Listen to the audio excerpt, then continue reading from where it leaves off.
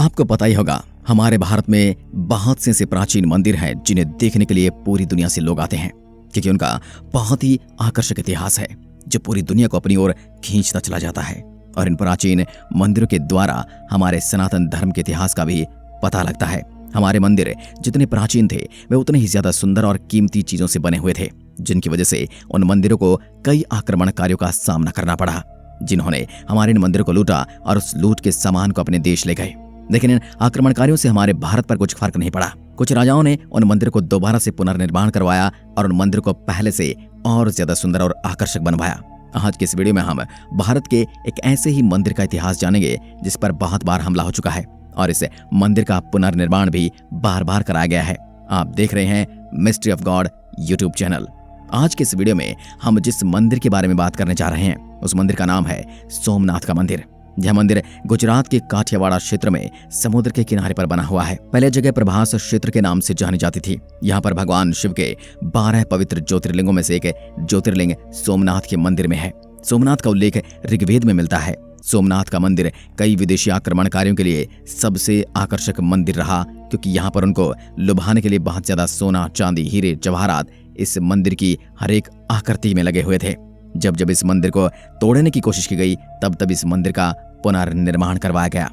इस मंदिर के निर्माण का बहुत सी कथाओं में वर्णन किया गया है। उनमें से एक कथा ये है, चंद्रदेव का विवाह दक्ष प्रजापति की 27 कन्याओं के साथ हुआ था, लेकिन चंद्रदेव दक्ष प्रजापति की केवल एक ही कन्या से अधिक प्रेम करते थे। उस कन्या का नाम रोहिणी था। चंद्रदेव अपना समय ज्यादातर रोहिणी के साथ ही व्यतीत करते थे। इसलिए चंद्रदेव के इस व्यवहार से तंग आकर चंद्रदेव की बाकी 26 पत्नियों ने अपने पिता दक्ष प्रजापति से चंद्रदेव की शिकायत कर दी।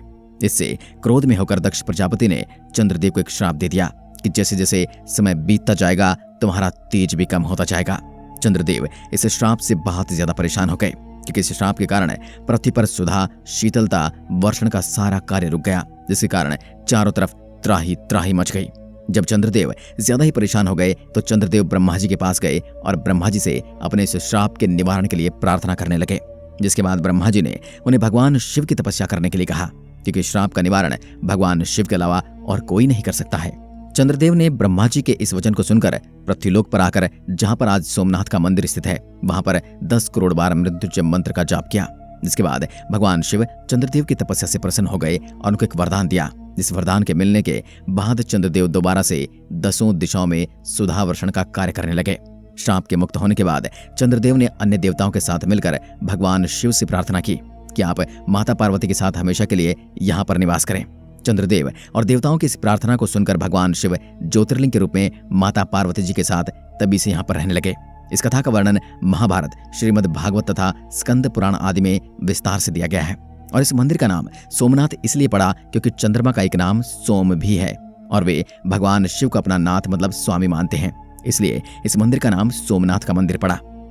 इसके अलावा कुछ कथाओं के अनुसार जिस जगह पर सोमनाथ का मंदिर बना हुआ है वहां पर एक बार भगवान श्री कृष्ण विश्राम कर रहे थे, तो तभी वहां पर एक शिकारी आया और उन्होंने भगवान श्री कृष्ण के पद चिन्हों को मछली समझकर उस पर तीर चला दिया, जिस वजह से भगवान श्री कृष्ण ने वहां पर अपना देह त्याग किया।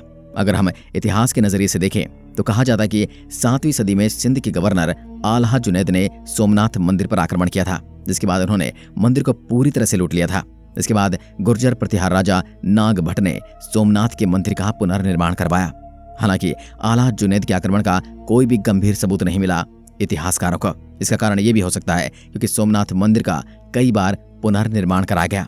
इसके अलावा इतिहास में सोमनाथ मंदिर पर जिसने अब तक का सबसे भयानक आक्रमण किया था उसका नाम था महमूद गजनबी, क्योंकि उस समय एक अरब यात्री अलबरूनी ने अपनी एक रचना में सोमनाथ के मंदिर का उल्लेख किया था, जिसके अंदर सोमनाथ मंदिर के बारे में बहुत आकर्षक तरीके से लिखा गया था।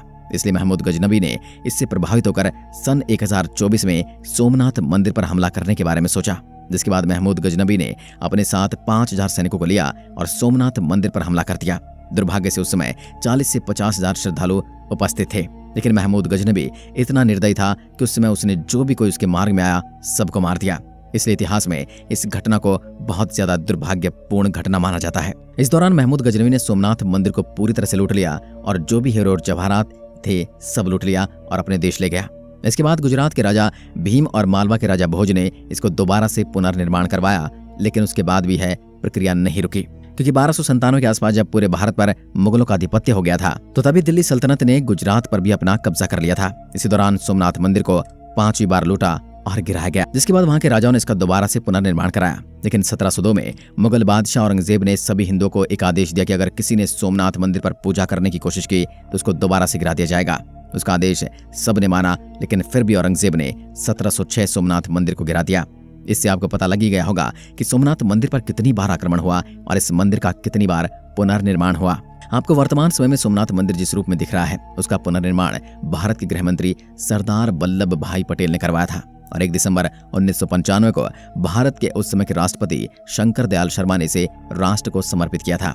इसलिए आज भी बहुत से पर्यटक और श्रद्धालु इस मंदिर के इतिहास को जानने में बहुत ज्यादा ही रुचि रखते हैं।